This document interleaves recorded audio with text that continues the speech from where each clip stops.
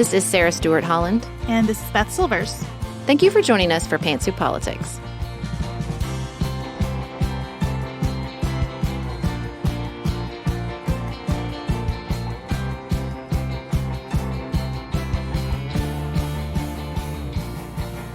We are so glad that you're here for a new episode of Pantsuit Politics. Today we're on the move. The President of the United States took a secret trip to Kyiv. Members of Congress are traveling all over the country and the world, and the Vice President keeps showing up in lots of unexpected places. We're going to talk about all this travel, and we're going to zoom in on Vice President Harris. We wanted to talk about her portfolio, the critiques of her, and the dynamics surrounding her 2024 role. And because that's not going to be controversial enough, we're going to close discussing what's on our minds outside of politics, which is religion. We'll talk a little bit about the Asbury revival and our own Lent practices. And we just want to say at the top of the show today, our intention here is to be curious, to learn more about and from each other, including all of you. We aren't trying to convince you of anything about politics or religion. We just want to start a conversation that continues long after the episode. And we've been having so much fun getting back on the road and having these types of conversations in person. We are consistently adding upcoming events to our website, so you can always check there to see the most up-to-date list. Right now, we're excited about our trip to East Tennessee State University next week.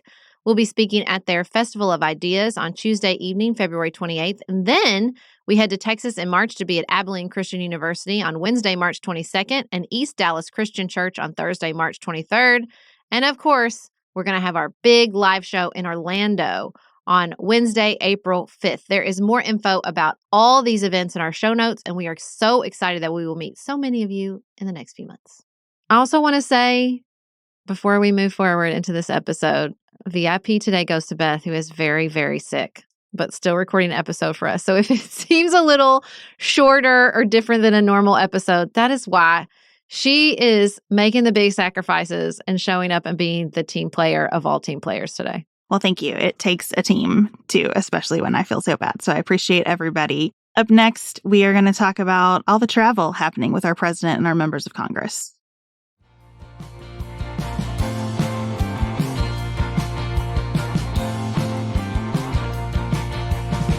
As you probably have seen, President Biden made a surprise visit to Kyiv while on a diplomatic trip to Poland 4 days before the one-year mark since Russia invaded Ukraine. And this trip took an unbelievable amount of planning and coordination and just physical stamina. It was a 23-hour trip to Kyiv. He flew not on Air Force One to Poland, drove for an hour, and then took a 10-hour train ride into Kyiv. Well, he does love the trains, though. The trains are his favorite. It's true. Yes, it was quite the logistical challenge. But what totally caught me off guard, because I just assumed this was like super secretive. I mean, so many parts of it were secretive. He was sneaking out of the White House at dark. They were turning the transponder off on the plane, that they told Moscow he was coming. They were like, hey, guys, heads up. Nobody needs an international incident here. Because the backdrop of all this, the anniversary, the security conference in Munich, is that we really are just breaking away totally and completely from any relationship with Russia and vice versa, that they would tell him. I mean, I guess it makes sense. It just really caught me off guard. I think it is such a reminder of the difference between dealing with state and non-state actors.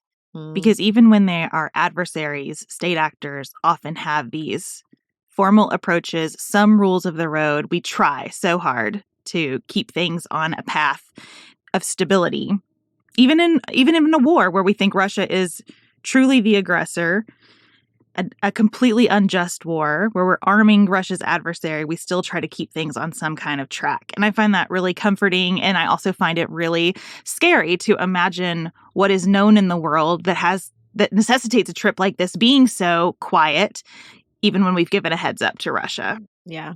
Overall, it was a really encouraging moment because I thought the foreign policy news overall this weekend was pretty hard.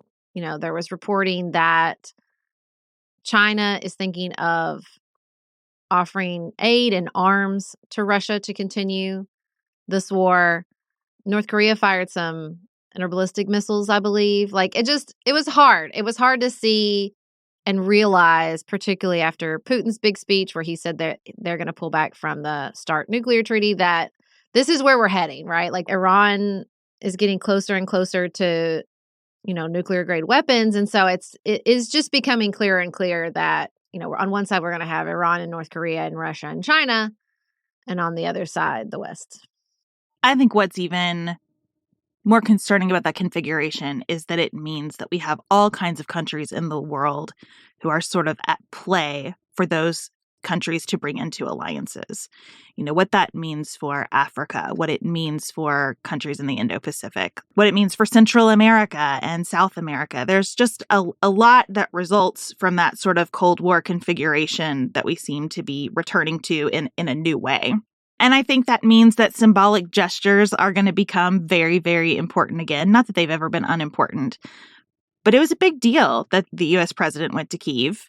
And you see in the pictures just the gravity of something like this. Mm-hmm. They only let one photographer and one reporter go with them, but the gravity of those images will last forever. Yeah, and you can see that with not only his travel, but like you said, everybody was on the move. Republicans were in the UAE.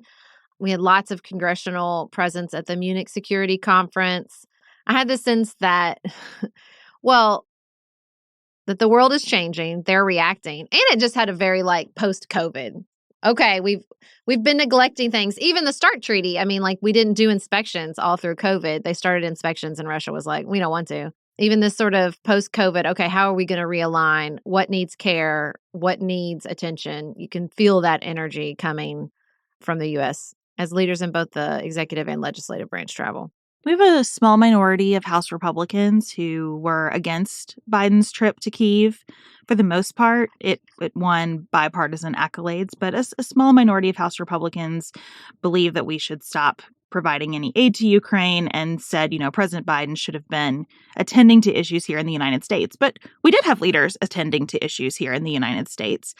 Hakeem Jeffries, the new minority leader for Democrats, went with Representative Henry Cuellar to Laredo, Texas. And the reporting on this trip was fascinating to read about. I like how direct Henry Cuellar can be sometimes. He said, usually Democrats come to the border, they go to NGOs, they hug all of the refugees, and then they leave. And Republicans come down to the border and they hang out with Border Patrol for a while. And they don't talk to anybody else and they leave. And he said, I wanted this trip to be a healthy balance. So they talked to border agents. They talked to nuns doing work at the border. They talked to people who had made the journey and are really trying to get a better sense of what are the needs of these communities and how should Congress be responding to these needs. And I found that really encouraging. There were also critiques from House Republicans that President Biden went to Ukraine instead of going to East Palestine, Ohio, the site of that train derailment that has left so many concerns about toxicity in the air and water. The administration announced that the EPA administrator, Michael Reagan, will be going to East Palestine, Ohio this week. Pete Buttigieg, Secretary of Transportation, says he'll be going there soon as well. As we see all this travel from officials of different parts of our government, they are going to be hard-pressed to keep up with the vice president. Because Vice President Harris is on the road all the time. Well, she doesn't have to be that 51st vote anymore. So next up, we're going to talk more about what she is up to, what she has planned, and her 2024 role.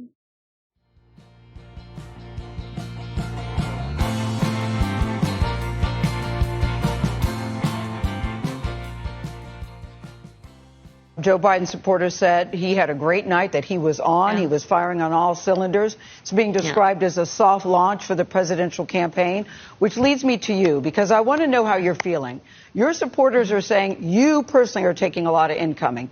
Will she be on the ticket? Will she not be on the ticket? She seems to be in a damned if she does, damned if she doesn't situation. How are you feeling about the job these days that you're doing and people's perception of you on the ticket? Well, let me first of all say, as the president has said, he intends to run it, and if he does, I'll be running with him. As it relates to the work of being vice president, listen, I love the American people. Today, for example, I'm going to be traveling to Atlanta, Georgia, to meet with a bunch of college students about the work we're doing on the climate crisis. We are doing, again, historic work that's about creating jobs, but also investing in a clean energy economy. Tomorrow, I'm going to be in Minnesota. Yesterday, I convened a bunch of foreign policy experts around an upcoming trip, my second trip to Munich, Germany, to speak on behalf of the American people at the Munich Security Conference. There's important good work that's happening, and I take the job very seriously, and I'm honored to serve. Kamala Harris is the 49th Vice President of the United States, the first woman, the first person of color to serve in that role. And right now, she is one of the most whispered about factors in the 2024 race. Her supporters think she is constantly and unfairly dismissed, often because of racism and misogyny. Her detractors believe she has had enough time to prove herself and has failed to do that. And a whole bunch of people worry that whatever the facts, it is too dangerous to nominate her to be the vice president again or to be the president. And it is too dangerous to replace her on the ticket with President Biden if he runs again. So let's talk about some of the dynamics at work. Sarah, you mentioned that she doesn't have to cast tie-breaking votes anymore. That is one of her constitutional duties, and she has done it a lot. Yeah, it kept her pretty close to home. I think there was frustration, if you read the reporting, among her staff that she was doing that so much and so often. She cast 26 tie-breaking votes in the Senate. The all-time record is 31 by John C. Calhoun, whose term ended in 1832. So she was spending a lot of time doing that. And it's not that it's not important and vital, but it's not necessarily, building out her portfolio. And I think the way she and her staff wanted. And it also always keeps her tethered in the public eye in a way that seems negative, right? That she's doing this divisive act, breaking the tie in the body. I think it's helpful to remember, too, that when she sits in that role as president of the Senate, she is the only Black woman in that body. There are no Black women senators right now. She was the only one when she was the senator from California. And so just her presence there is really important. But as you said, it prevents her from being out and visible on other issues. And she has a lot of domestic priorities she's been focused on. So one of those is prioritizing water.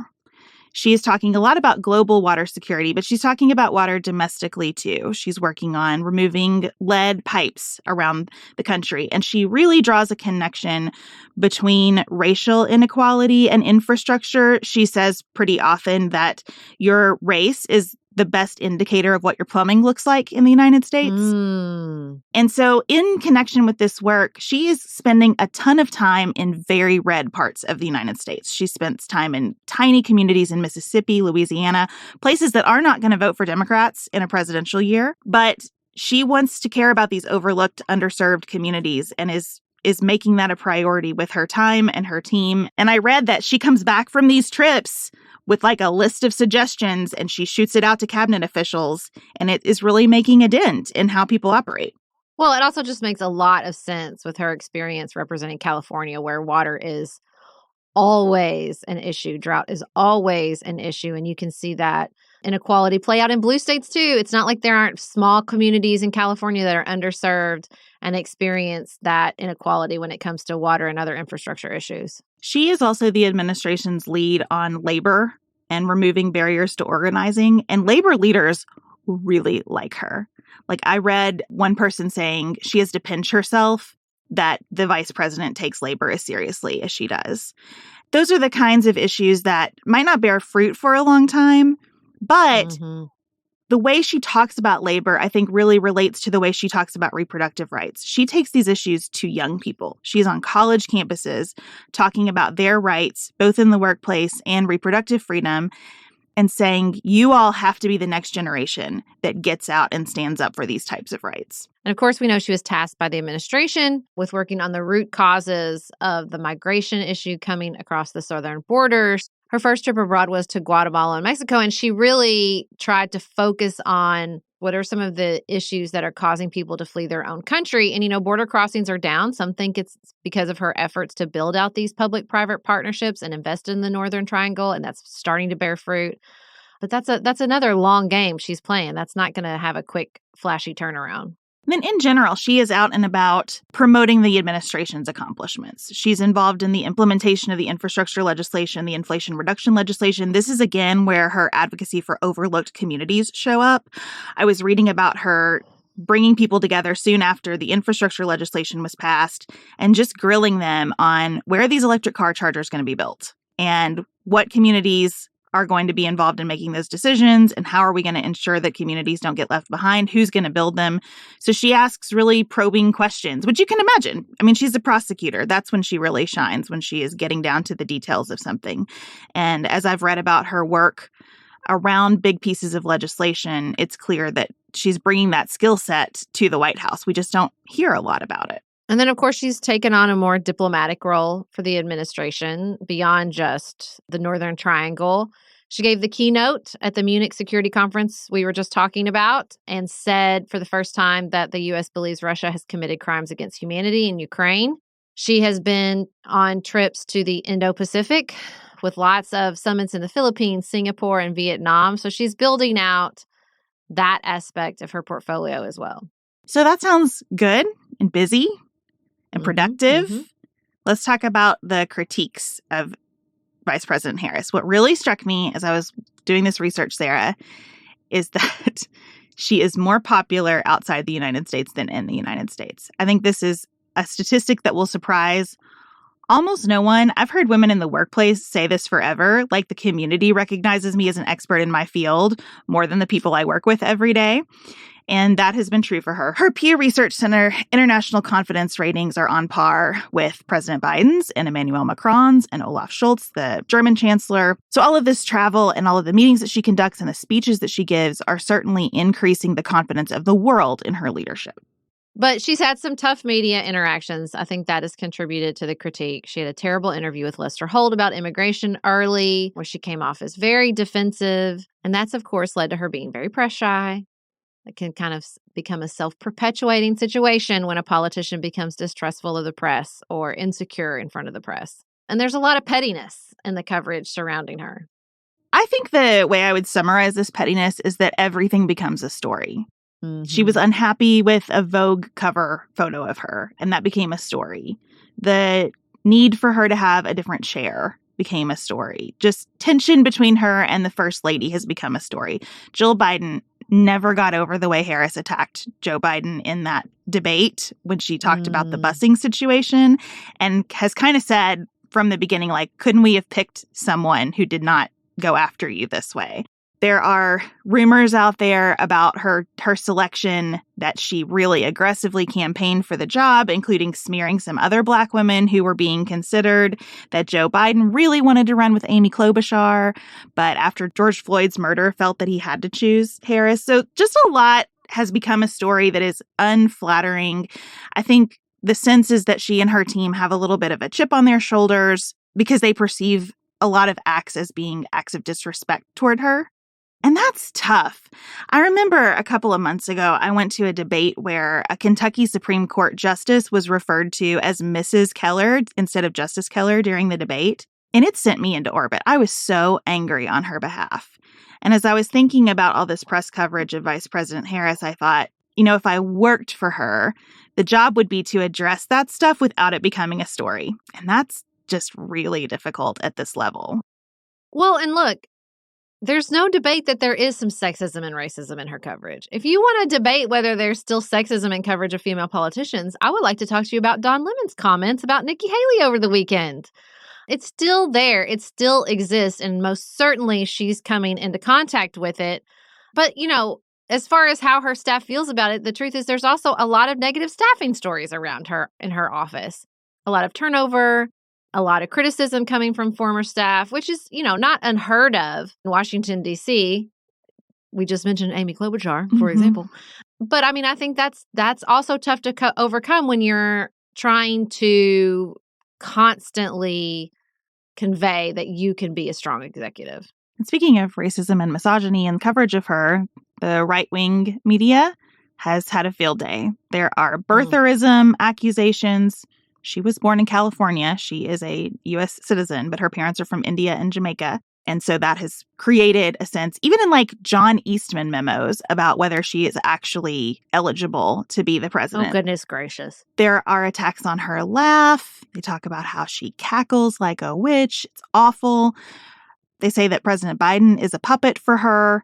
There are conspiracy theories about her intention to declare him senile and invoke the 25th Amendment. I mean, it's bad and it's awful, and it all feels like this would not happen to a white man in this role.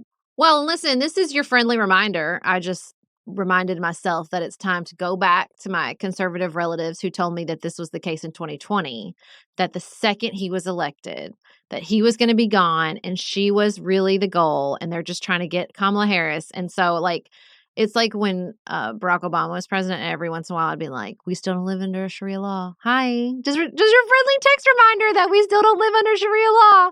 So this is a good moment for all of us to text our relatives and be like, hi, Kamala Harris is still the vice president, not the president. I just wanted to point that out real quickly, just to get that out of the way and remind everybody that all the stuff that came out in the 2020 race that was going to happen the second Joe Biden won was not true. The vice presidency is always like an uphill climb.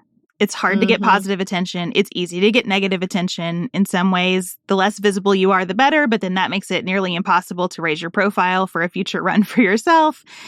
There are foreign leaders who have proposed that she meet with the first lady of the countries that she's visiting instead of with them because she's a woman. So those are things that we can't control, but are still real factors that she has to combat. And I can see where she would get exhausted with that kind of thing. And then there are times when President Biden does not help. He is quoted in a new book as calling her a work in progress. That's not the energy that she's looking for here. Ron Klain is a very vocal defender of her. He talks about her as his next door neighbor in the West Wing and how she's so competent. She brings so many skills to the White House, and he wishes everybody could get to know her as he did. So with all of that as the background, there are a bunch of pieces out there saying that basically in Democratic circles, people are panicked. Because if Biden runs again, they don't think that he can afford to replace her as vice president, because that will look terrible because she is a woman of color. They also think that she is a liability on the ticket because of his age, because his age was an issue last time. It's going to be an even bigger issue this time.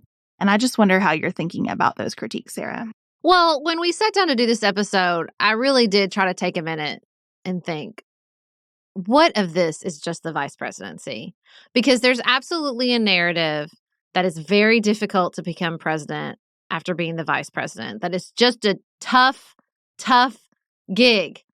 If you want some psychological background to what it's like to be the spare, go read Harry's book, right? Like that's just a tough position to stand in. And so I'm really trying to pull apart what of this is being the vice president. You know, Joe Biden was the vice president under Barack Obama, and everybody was like, how dare you know it's Hillary Clinton, right? And now he's president, but it wasn't directly after the presidency. Al Gore won the popular vote, lost the Electoral College. It was a very close race.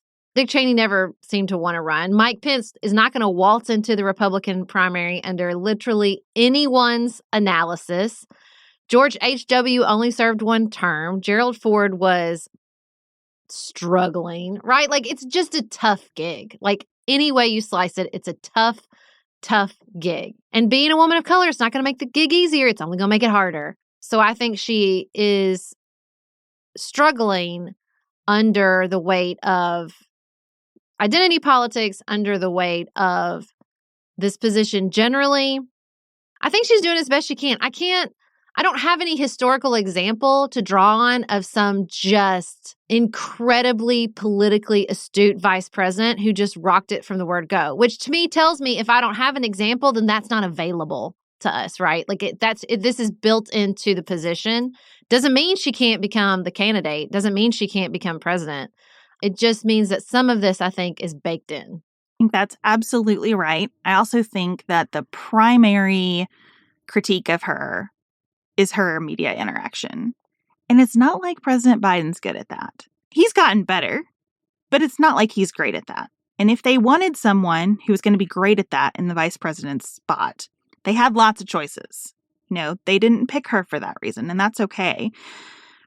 I would like to see the administration be either more supportive of her or decide to replace her for the next election. To me, this talk that it's too dangerous to replace her, when you are in that kind of defensive posture, you've already lost. You've got to decide as a leader, no, this is the right person. She's been the right partner for me. She's done an excellent job. And you say that everywhere, all the time, as loudly and as forcefully as possible. And she's absolutely ready to do this job if there's a day when I can't do it. Or you say, I have really enjoyed working with her and she's contributed a lot. And I thank her so much for her service and hope she really enjoys her next chapter. And here is who will be running with me in 2024.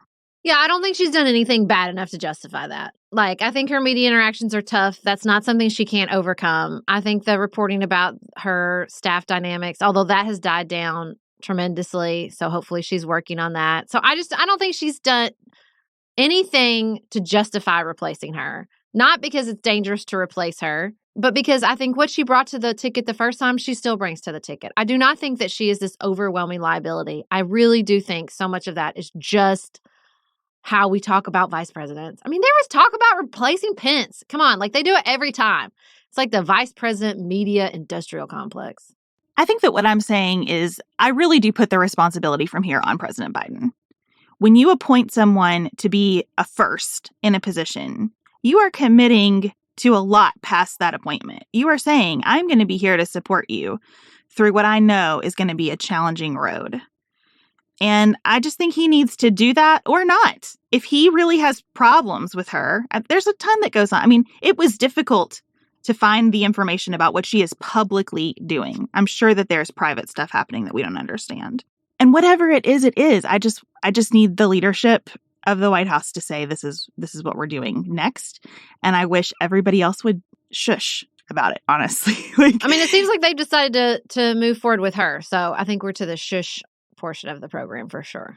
We are very interested in hearing from all of you about what you know and don't know about Vice President Harris's work, how you perceive her in her role. And I would especially like to know what would help you make better decisions as you approach 2024. What would help you understand her better? Because I think right now we get pieces that are either really glowing about her to try to counteract the dearth of information and the negative reporting, or we get the pieces that are about everyone's perception. Mm-hmm. And so how could we understand her better in this role?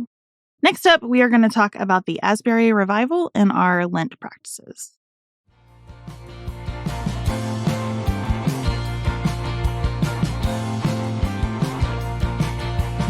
We always end our show talking about what's on our minds outside of politics. And today, there are two religious topics that we wanted to discuss. So let me just do the disclaimers. We are Christian, and in talking about our Christianity, it is not our intention to alienate anyone who is not Christian. We love everybody. We honor your choices about how to live a good life on your own terms. This is just a part of our lives. And we know that there's a lot of interest out there, especially about Asbury, so we wanted to talk about it today. I knew, Sarah, that we should talk about Asbury when Chad asked me if we were going to discuss it. I feel like he is a good representation of like what's captivating people's attention who don't follow politics closely. Another disclaimer here is that Asbury University is in Kentucky where we live, but it is not in either of our neck of the woods. It is in Jessamine County, Kentucky, Wilmore, which is outside of Lexington. We went to college in Lexington. I went to law school there. But it's not part of our communities today. No. Yeah, I was in Charlotte for the weekend with my family, and my husband asked me the exact same question. It was everywhere. I had a friend who went and posted about it on social media, and it was all the buzz. I think that, yeah, it's arguably not outside politics, but we're going to make it work. And I think that's sort of what I want to say is maybe we could leave it outside politics. Just this one time. These are college kids. Now, I think a lot of adults, sort of flooded into the town. And my one critique is the coverage that was, from the town and the students that were like, the Lord's working on us, but it's really making traffic bad, which I just thought was delightful and kind of funny. And so it is not surprising that any sort of Christian event, but particularly a revival of this sort of spontaneous type that received so much national media coverage is going to bring forth whatever you feel about Christianity. If you feel correctly that there are huge portions of Christian history that are racist and misogynist, then that's how you're going to talk about it. If you have been harmed by the church, then that is the lens you are going to bring to this. And that's fine. There's nothing wrong with that. I think that the church is big and deep and wide in a small play on a famous Christian hymn. So I think that it's inevitable that it's going to bring all this stuff up for people. But there's a part of it for me that because the origin came from such young students that, wanted to let it be. Like maybe they will ultimately be harmed by the church. Maybe they ultimately will have these critiques. Maybe they need to see these critiques in the face of a very positive experience. But it's like, it's their journey to take. Like we can't help them skip ahead, whatever is going to happen in their lives. And, Nadia Bolz-Weber wrote about this, I thought, in a really beautiful way, in particular because I love that she called the internet and social media joy stealers anonymous. And she sort of was like, just let them have their joy. Like if it's simple and it's humble and they're feeling connected to one another and to something bigger, then that's what it is. If this hasn't been blanketing your feeds and your discussion in real life and you're like, what are they talking about? It is that on February 8th, a morning service at Asbury, a Christian school, part of the Wesleyan holiness tradition, turned into a 2-week revival. And by revival, we mean there has been nonstop worship for 2 full weeks.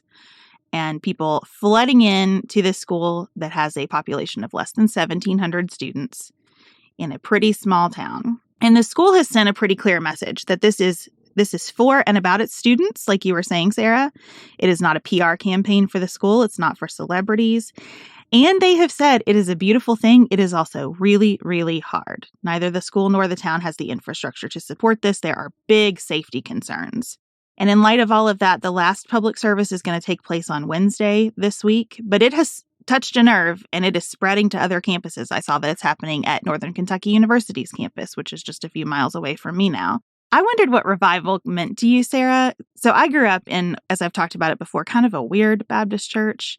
Not at all what you think of when you think Southern Baptist, but we had revivals annually. But that for me meant that we were going to have church for 7 days in a row, and that there was a lot of music to learn and a lot of meals to be eaten in the church basement. But nothing in my tradition is even close to anything that you would characterize as charismatic.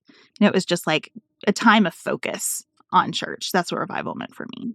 My great uncle Joe, who recently passed away, that I talked about on the show, he was a big revivalist. Him and my Aunt Carolyn would travel for revivals. He had a puppet named Rocky that he would do like bits with, and they had a singing group named Trinity that they would travel with and perform and sing at the revivals. And it was pretty charismatic, and I was very wrapped up in it as a young child.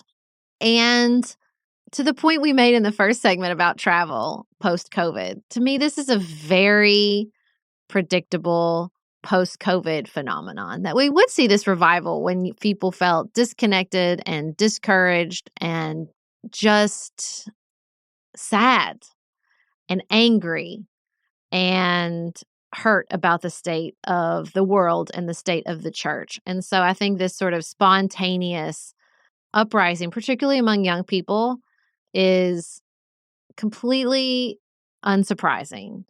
And I think that the trend in social media to use these sort of spontaneous reoccurrences to examine the history of them is fine and good and well-deserved. And also, we all just don't have to feel the same way about this. People can feel differently. I am, my very beloved friend who went and felt connected, and, she is in a very different place. We grew up in the same church and we took that in very different directions. But I still love her, and I still am happy that she went and connected, and I'm happy for the people that get something positive out of this. And I don't think it needs to be, anything more than that. That is all very closely aligned with my take, to the extent that I have one on this. I've listened to a few of the services through the podcast that the university puts out. I admire the way the school has centered the students the whole time. And I just think that's our job as adults. And so I'm not really interested in having a critique of this event that is so far outside my own experience that it would be meaningless for me to have that critique. And I also am not interested in praising it effusively, because that adds pressure to kids too. I think just let it be is the posture. Just let it be. Yep. Well, we're coming into a time with which we do have personal experience and personal practices. And so I wonder what you're thinking about as Lent begins, Sarah. We're recording this episode on Shrove Tuesday, when we have the pancakes and we kick off Lent. Shrove Tuesday is my favorite. Well, I usually give up Instagram every year. And I usually just give up my personal Instagram, and I feel obligated to keep up our professional Instagram. But I was thinking this year, Maggie does such an incredible job. I don't even feel obligated to pay attention to our professional Instagram. So I'm probably going to shut all my social media all the way down. And I think I'm going to add Amazon to it. I haven't made it. I know. I haven't fully decided yet. But usually when I'm like hesitant, that's a good sign. It's a good practice for me to work on. To go 40 days without Amazon ordering. I feel like it would probably be good for my soul. Well, it came to me very clearly this year that if something distracts me and distances me from what's holy and sacred, it is definitely my phone. And I think that the best way for me to establish a practice that reminds me of why I'm departing something and what I'm supposed to be focused on is to decide that my phone lives at my desk. It's not an appendage of my body. And so if I'm walking around my house, my phone's going to sit on my desk. If I'm going to bed, my phone's going to charge on my desk at night. Like, it can leave the house with me because I'm a parent and a daughter and a sister and a friend and need to be able to have it with me in our society as it exists today. But in my house, there's no reason for it to walk around everywhere with me. There is nothing coming through my phone that can't wait a few minutes until I stop by my desk. And I just think that'll probably have all kinds of effects that I haven't thought about. But I am tired of halfway paying attention to my phone and halfway paying attention to my family. And I'm hoping that giving it that house will assist me in my ongoing effort to reduce the influence of technology in my life. I don't sleep with my phone. I do try to plug it in when the kids get home from school. Are you going to just do it for 40 days or are you going to try to keep it permanently? I would love to try to keep it permanently, and we'll see. I really want to take these 40 days to notice what the impact is. Yeah. I think that's going to be an important part of the practice for me. Well, thank you for joining us. Thank you for your patience with me. Thank you to Ryan and Dylan for suffering through this episode alongside me. Thank you, Sarah, for being so gracious with me today as I tried to make something happen here. I'm going to go to bed now. I am going to try to have the best day available to me. I hope you all have the best week available to you. We'll be back in your ears on Friday between now and then. Check our show notes so that we can see you as we are out and about, especially in Orlando.